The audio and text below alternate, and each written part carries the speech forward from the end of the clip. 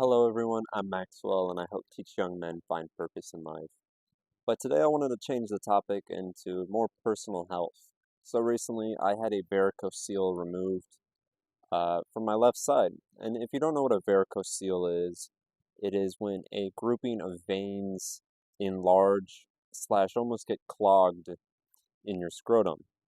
So this is where I have to transform into, I'm not a professional.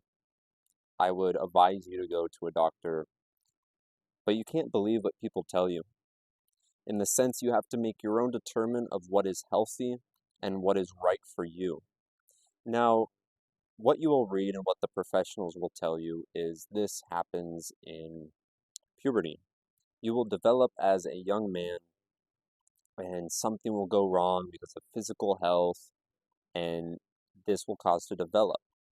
And you'll have a numbing pain, a sensation where it's maybe a 2 or a 1 out of 10 on the pain scale, something you probably won't even notice unless you give it attention.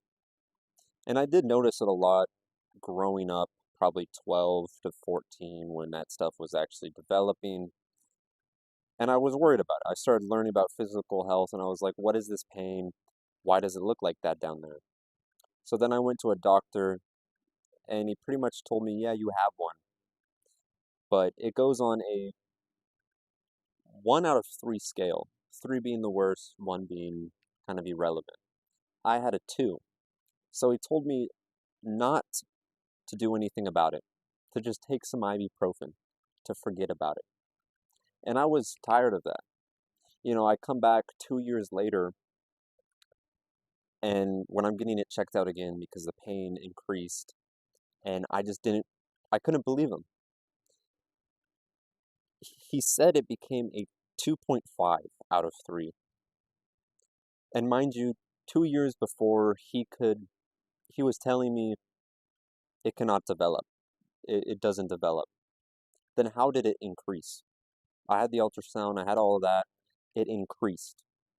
I also had a good friend of mine that worked out, and he strained himself so hard in the gym that the pressure from him working out shot into his scrotum, I'm going to use that fancy word, and caused him to develop a varicocele.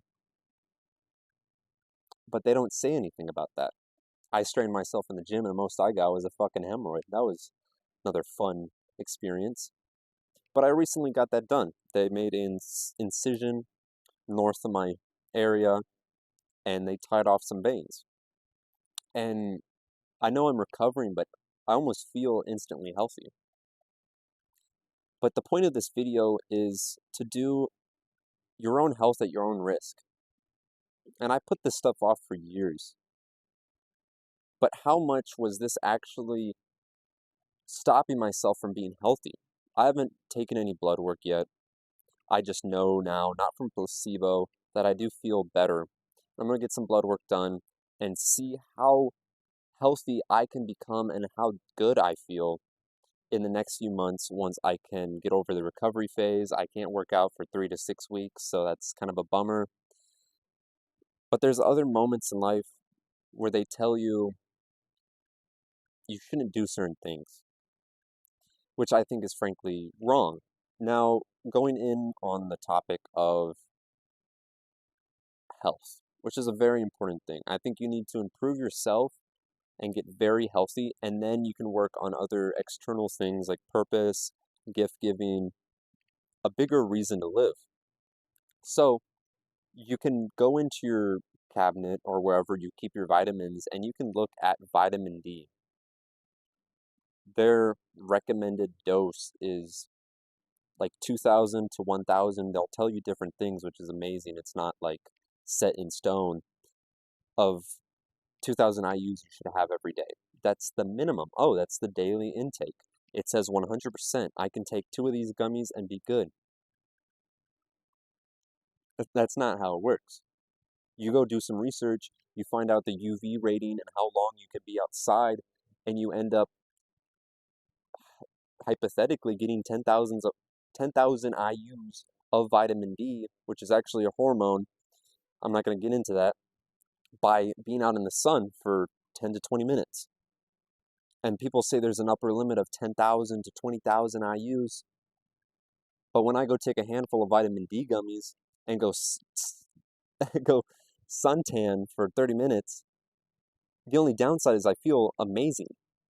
If you limit yourself to the foundation of what they determined healthy is bullshit. Another example is testosterone.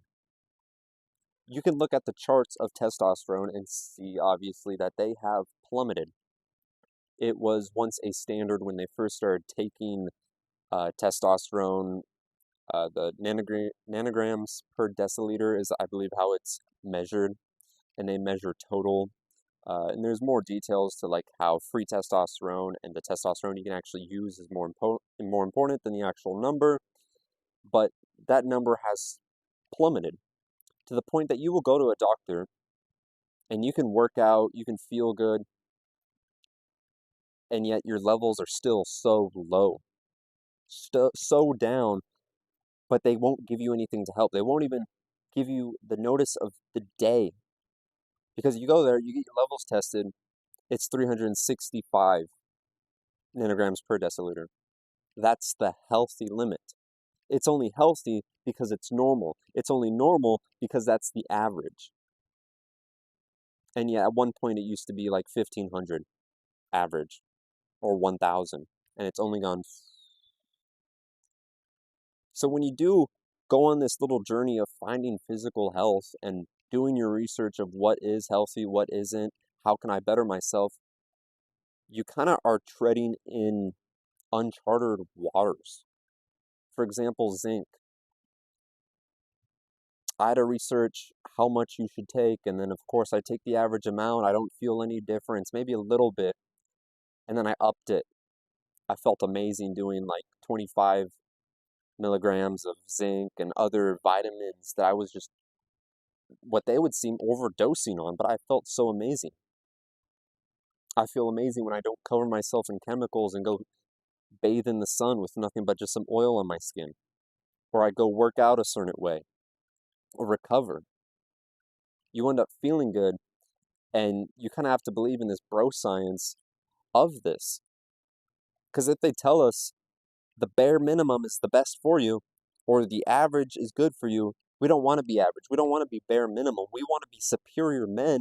That the fact that how we have to deal with our nutrients and physical health is to go against the grain. Of course, I do have to say be careful because I'm not a freaking professional. I've researched, I've read, I've experimented, and all I can say is my own words of my own personal experience. But it is very interesting to live in a life where everything is so mundanely pushed at you where you don't even know the proper answer. And it frankly frustrates me. And you might even notice it too. Like I remember when I was a kid and I was really addicted to pornography. I would research and I'd say, like, is this stuff good for you? And there's articles saying, yeah, it is.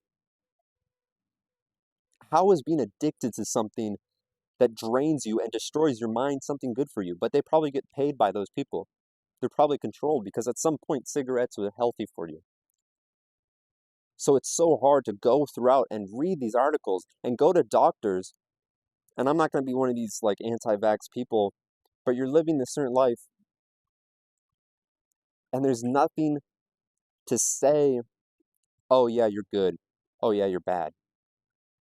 The plastics in our water, the fluoride in our toothpaste, chemicals, it's everywhere.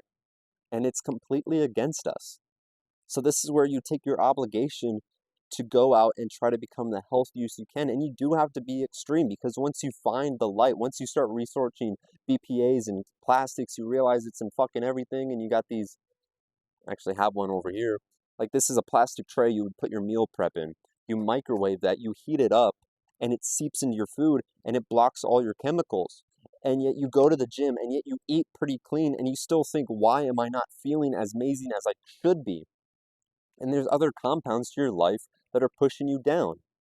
It is very astonishing that we live in a world where our personal health and even mental health, at least as men, are half-assed.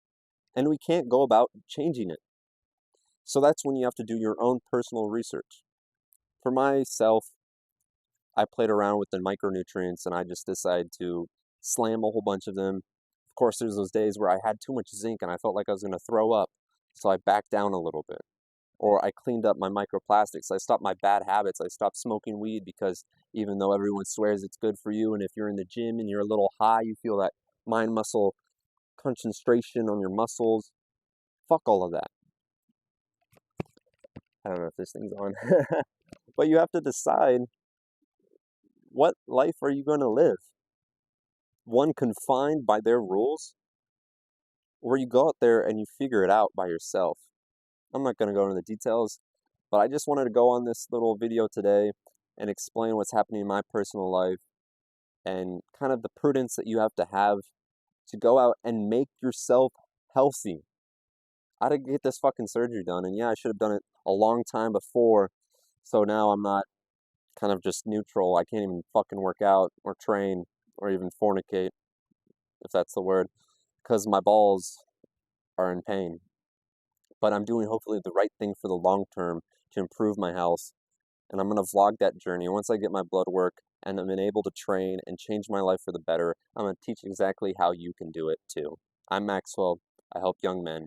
I appreciate it if you like and subscribe, comment down below, and I'll see you on the next video.